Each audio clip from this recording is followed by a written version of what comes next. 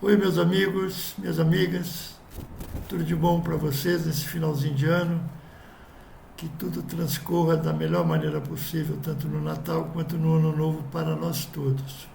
Hoje eu vou lhes falar sobre o panteísmo. O que é o panteísmo? É uma doutrina que identifica o universo pan com o Deus, do grego também, tal como pan, theos. Então, pan, o universo, theos, teísmo, do grego, que, ou seja, o panteísmo iguala a criação, o universo, tudo é Deus e Deus é tudo. Os pré-socráticos, lá na Grécia, séculos 4, 5 a.C., eu vou nomeá-los brevemente aqui, foram o Tales de Mileto, Anaximandro, Anaxímenes, o Pitágoras e o Heráclito, entre outros, foram os precursores do panteísmo. Ou seja, ele tinha uma preocupação muito grande em determinar uma substância que ensejaria a criação de todas as demais. E dos mais variados modos, e eu particularmente entendo, que essa é uma visão não só panteísta, porque o panteísmo basicamente é monista, ou seja, uma substância enseja todas as demais nas mais variadas percepções que se tenha. O termo panteísmo foi usado pela primeira vez, o panteísmo.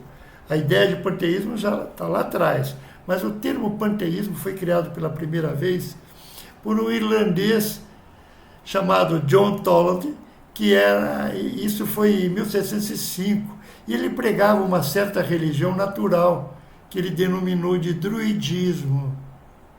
Lembra dos druidas?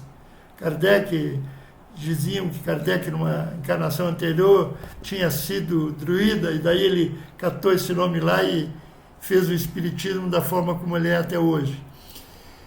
Esse termo panteísmo, segundo Toland, ele é apontado como uma espécie, repito, de monismo, que iguala o tangível ao intangível, o concreto ao inconcreto, ou seja, tudo aquilo que nós podemos apreender pelo sentido seria essa espécie de...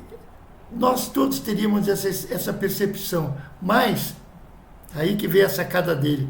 Ele dizia que essa unidade daí resultante entre concreto e inconcreto seria algo divino.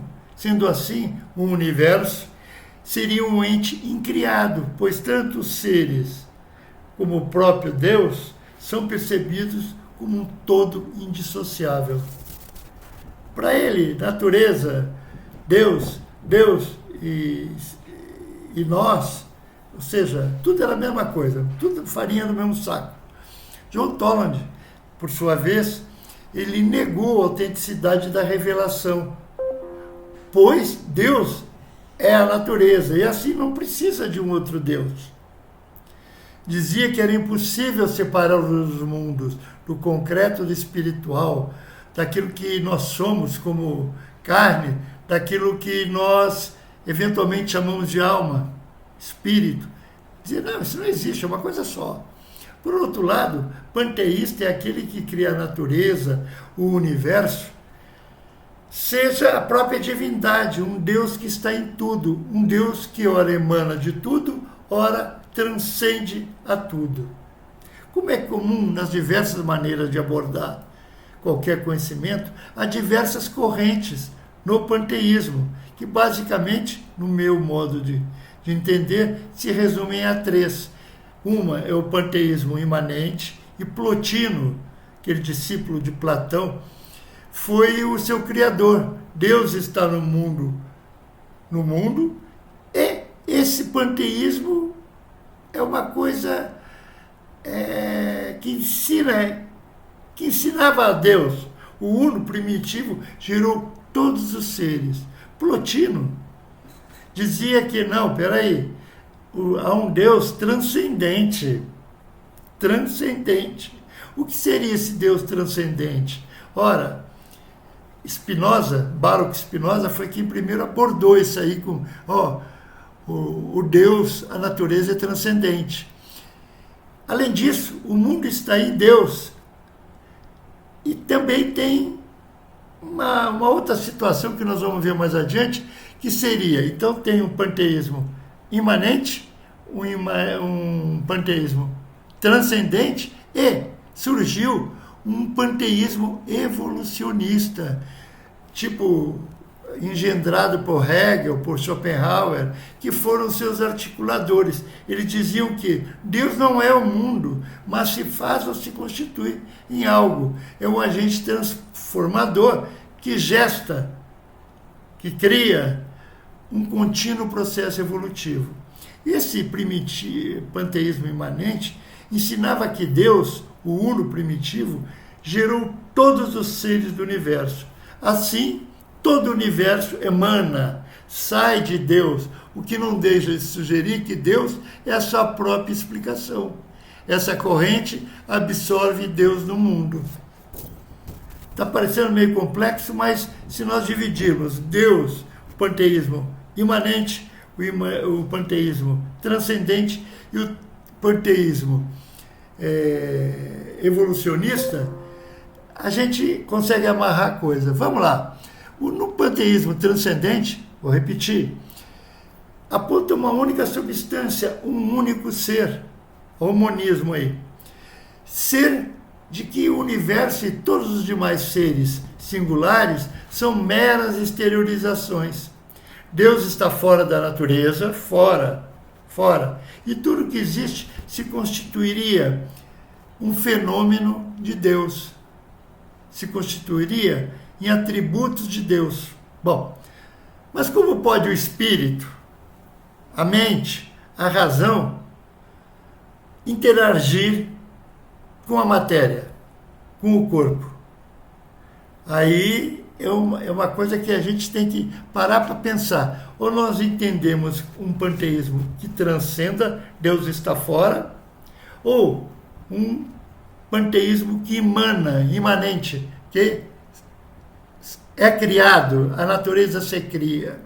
Por fim, nós temos um panteísmo evolucionista, como já lhes disse, foi criado por Fichte, por Hegel, por Schopenhauer, que por sua vez ensejaram uma base teórica para o socialismo propriamente dito, para o comunismo, para o existencialismo. Por quê? Eles apontavam o homem como sendo o agente articulador, propiciador de todas as transformações. Eis que ele pode criar, entender e modificar o mundo, quer o concreto, quer o inconcreto, quer o sensível, quer o insensível, aquilo que nós não percebemos pelos sentidos. Por outro lado, agora um finzinho, a Igreja de Roma entende que um panteísmo é um ponto de equilíbrio. Caminho do meio, gente, caminho do meio. Por quê? É um ponto de equilíbrio. Por se Deus é um sujeito ativo na natureza e na criação, mas não é idêntica a ela. Ou seja, Deus transcenderia o mundo, o que se aproxima basicamente do entendimento que Spinoza esposava. Então, basicamente, nós temos um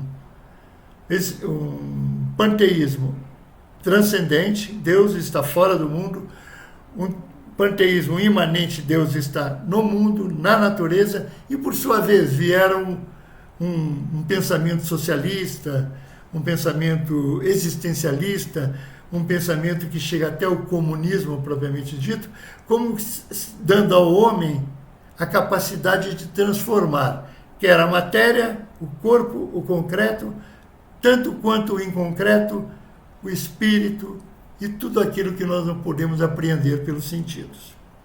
Espero que tenham gostado. Se tiverem gostado, por favor, deem um like aí. Eu não sei exatamente onde vocês vão dar o like, mas deem, por favor, para que a gente possa continuar. Reitero meus votos de um bom Natal, um bom Ano Novo para todo mundo e que sejamos felizes, hoje e sempre como temos sido até hoje. Tá bom, gente? Um abraço e um queijo.